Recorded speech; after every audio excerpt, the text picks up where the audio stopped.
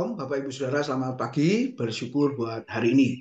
Bacaan kita hari ini sudah sampai di dalam kitab 2 Petrus, pasal yang pertama, kedua, dan ketiga.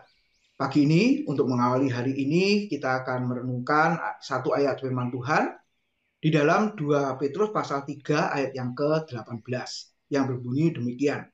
Dan bertumbuhlah dalam anugerah dan dalam pengetahuan Tuhan dan Juru Selamat kita Yesus Kristus. Bagi dialah kemuliaan baik sekarang maupun sampai hari akhir zaman. Amin. Saudara, judul firman Tuhan pagi ini adalah teruslah bertumbuh. Saudara, waktu kita lahir ke dalam dunia ini, dari bayi, kemudian anak-anak, kemudian remaja, pemuda, bahkan dewasa, maka boleh disimpulkan bahwa kita bertumbuh menuju kepada kedewasaan. Kalau secara jasmani saja kita merindukan dan menginginkan pertumbuhan yang sehat, apalagi secara rohani. Surat 2 Petrus ini mengajarkan kepada kita bahwa orang percaya yang sudah dilahirkan baru, Bapak Ibu Saudara, maka harus juga bertumbuh. Sama seperti pertumbuhan jasmani kita, demikian juga secara rohani kita harus terus bertumbuh, yaitu di dalam mengenal Tuhan yang terus-menerus. Semakin hari semakin memahami siapa Tuhan yang kita sembah, yang kita percaya itu. Saudara, ada beberapa faktor penting di dalam pertumbuhan. Yang pertama, bahwa kitalah yang mengusahakan pertumbuhan itu.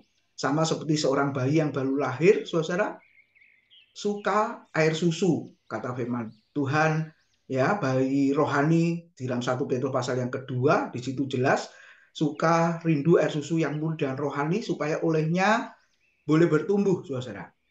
Nah, sama, saya dan saudara yang tadinya bayi rohani, saya dan saudara harus mencintai air susu yang rohani, yaitu firman Tuhan, saudara, yang terus membawa kita untuk semakin mengenal Tuhan. Di samping itu doa, di samping itu juga kita harus setia di dalam persekutuan, di dalam ibadah di gereja lokal. Itu juga merupakan sarana-sarana yang dipakai oleh Tuhan untuk kita bisa bertumbuh secara rohani. Lalu yang kedua, faktor yang menyebabkan kita bertumbuh adalah soal makanan. Makanan yang sehat tentunya. Nah, Bapak Ibu, firman Tuhan yang diajarkan dengan benar, firman Tuhan yang disampaikan dengan benar, itulah makanan rohani yang sehat bagi jiwa kita. Kenapa, saudara? Karena ajaran sesat ada di sekeliling kita. Celaka kalau orang percaya tidak mengetahui mana ajaran yang benar, mana ajaran yang sesat. Oleh sebab itu, pada pagi ini kita diingatkan supaya kita mencintai makanan yang sehat. Firman Tuhan yang diajarkan dengan benar dan sehat. Untuk apa, saudara? Untuk meneliti, menguji setiap ajaran yang ada di samping kita, di sekeliling kita.